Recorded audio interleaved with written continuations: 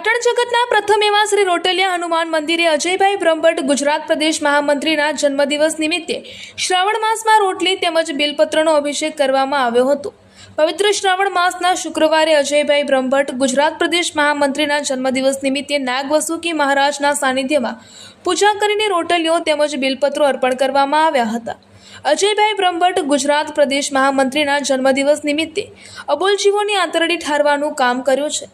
અબોલજીવોના આશીર્વાદ રહેશે। સમગ્ર કાર્યક્રમ પાટણ એપીએમસી ચેરમેન સ્નેહલભાઈ પટેલ તથા તાલુકા પ્રમુખ રાહુલભાઈ, મહામંત્રી દિલીપભાઈ દેસાઈ, ડિરેક્ટર એપીએમસી વેલાજી ચૌધરી, વિઠ્ઠલકાકા ઇન્દ્રજીત રાજપૂત, સરપંચ દિલીપસિંહ બાપુ, જીલવાણા ખોડાજી ઠાકોર, ડેલિગેટ કિરણ દેસાઈ તેમજ ભાજપના કાર્યકર્તાઓ સાથે મળીને અજયભાઈ બ્રહ્મભટ્ટના જન્મદિવસના દિવસે 5100 રોટલીઓનો અભિષેક તથા 11,000 બિલપત્રોનો અભિષેક કરવામાં આવ્યો હતો।